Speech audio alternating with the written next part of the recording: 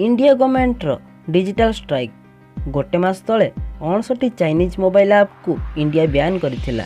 आउ एबे सामना को एक बड़ खबर सुनिया को मिलुची। लेटेस्ट खबर रु जना पड़ी कि भारत आहुरी 47 चाइनीज ऐप को बैन करने को चिंता करुच्ची। आउ एही सब ऐप्स गुड़िक मासक तले बैन होइथिबा ऐप गुड़िकर लाइट वर्जन, कारण एही ऐप्स गुड़िक मध्य मूल ऐप्स भली तथ्य हैक करुवा जना पड़ी। तो एबे साधारण गोटे कथा चर्चा चली, पबजी जहाँ विश्वर ट्रेंडिंग गेम पलटि ताहा बैन हेबो कि नहीं। पबजी प्रेमी मानक पई दुखर खबर, जदियो यही बैन हेबाक थिबा 47 ऐप्स मध्य पबजी रो नाम नहीं, किंतु इंडिया गवर्नमेंट पाखे आहुरी 275 ऐप रो लिस्ट अच्छी जहाँ भविष्य में बैन करने को चिंता करिछि एवं सेही लिस्ट भितर पबजी मध्य थाई पारे।